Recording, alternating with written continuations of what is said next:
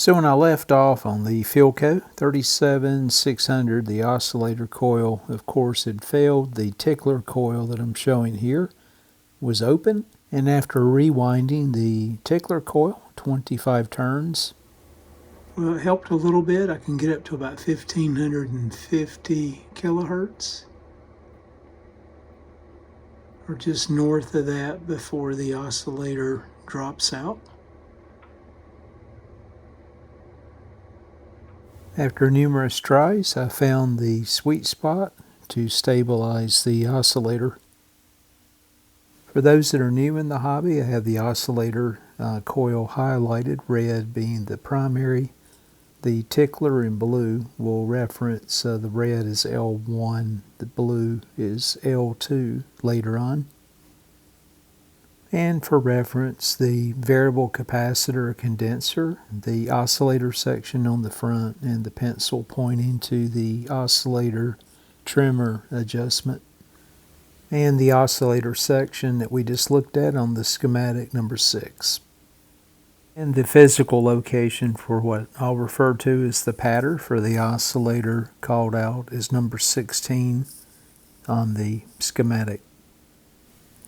And number 6 and number 16, both capacitors act in series across the L1 section of the coil to resonate and make the oscillator operate at the desired frequency. You know, I was working on the Philco 37-600, and of course I was able to repair the oscillator coil. But I wanted to play around with another oscillator coil just in case somebody has a similar model that uses a tickler type oscillator circuit. I've built one using a FT50-43 Toroid in a very simple design. Just a little breakout board just to test the theory, and everything's working like a champ. So it would suffice. Again, this receiver has no AVC, so it acts more like a TRF receiver.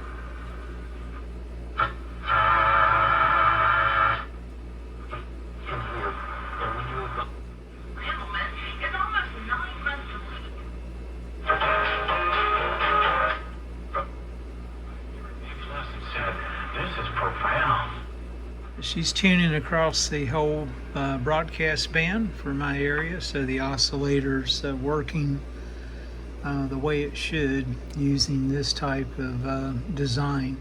Again, my plans are not to leave this in place. It was more just to share how the oscillator coil could be replaced for those that have a defective oscillator coil with a similar tickler coil. Let's look at the design real quick. As I mentioned earlier, capacitors number 6 and 16 are in series with L1, and measuring the capacitance, again, of number 6 and number 16 out of circuit. And then we can apply some quick math. You can see the formula or just use an online calculator. Here I've worked the math out. You can see the capacitance range of the tuning condenser with the pattern in series around 218 to 36 picofarads. Again, that would be less any stray capacitance as well. So again, knowing the capacitance range now with the two capacitors in series, we can apply this formula. You'll see the 218 minus 36, and of course the 2.27, that's in megahertz. That's the upper frequency range of the oscillator. So 2270 kcs or kilohertz. Again, that's the IF at 470 plus the upper tuning of the receiver of 1800 kc or kilohertz. Again, 2.27 megahertz.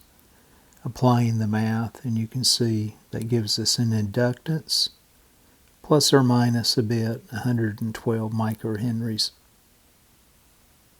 Again, using an FT50-43 I had on hand, approximately 16 turns for the primary L1, and for the tickler coil, the feedback, about 4 turns seem to work best. Again, you'll have to play around with that, plus or minus. Coil is wound over the top of L1 in the same direction in the center of L1. Again, if the circuit fails to oscillate, just reverse the leads for the secondary L2 coil. Again, the phase is important. Hope you found this helpful. Thanks again for watching.